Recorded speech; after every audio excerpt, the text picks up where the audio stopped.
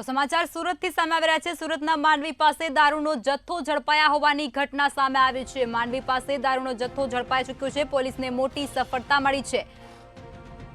તરસાડાબાર ગામ નજીકથી વિદેશી દારૂનો જથ્થો ઝડપી પાડવામાં આવ્યો છે। પોલીસ દ્વારા આ જથ્થો ઝડપાયો। એલસીબીએ મોટા પ્રમાણમાં વિદેશી દારૂ ઝડપી પાડ્યો છે। એલસીબીની ટીમને મોટી સફળતા મળી છે।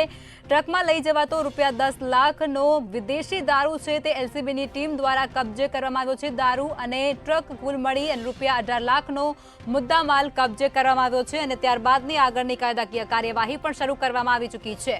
ત્યારે એલસીબીએ ટ્રક ચાલક બટુક માત્સુરિયાની ધરપકડ પણ કરી લીધી છે। તરસાડાબાર ગામ નજીકથી આ ઘટના બનવા પામી છે, જેની અંદર વિદેશી દારૂનો જથ્થો ઝડપી પાડવામાં આવ્યો છે। એલસીબીની ટીમ દ્વારા આ વિદેશી દારૂને ઝડપી પાડવામાં આવી ચૂક્યો છે। મોટા પ્રમાણમાં વિદેશી દારૂ ઝડપાયો છે। ટ્રકમાં લઈ જવાતો ₹10 લાખનો વિદેશી દારૂ એલસીબીની ટીમ દ્વારા કબજે કરવામાં આવ્યો છે। દારૂ અને ટ્રક મળી અને 18 લાખનો મુદ્દામાલ પણ કબજે કરવામાં આવ્યો છે। એલસીબીની ટીમને મોટી સફળતા મળી છે। તો આ સમાચાર અત્યારે સુરતથી। સુરતના માંડવી પાસે દારૂનો મોટા પ્રમાણમાં જથ્થો છે તે ઝડપાયો છે। તરસાડાબાર ગામ નજીકથી વિદેશી દારૂ ઝડપી પાડવામાં એલસીબીની ટીમને મોટી સફળતા મળી છે।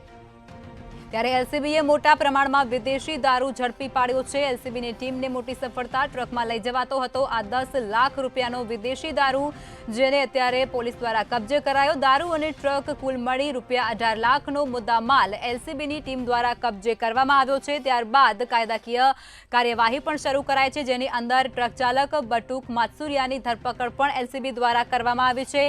તરસાડાબાર ગામ નજીકથી આ સમગ્ર ઘટનાને અંજામ મળ્યો છે। વિદેશી દારૂ મોટા પ્રમાણમાં ઝડપાઈ ચૂક્યો છે। ત્યારે એલસીબીની ટીમને મોટી સફળતા મળી હોય તેવું કહી શકાય છે। સુરતના માંડવી ખાતેથી આ ઘટના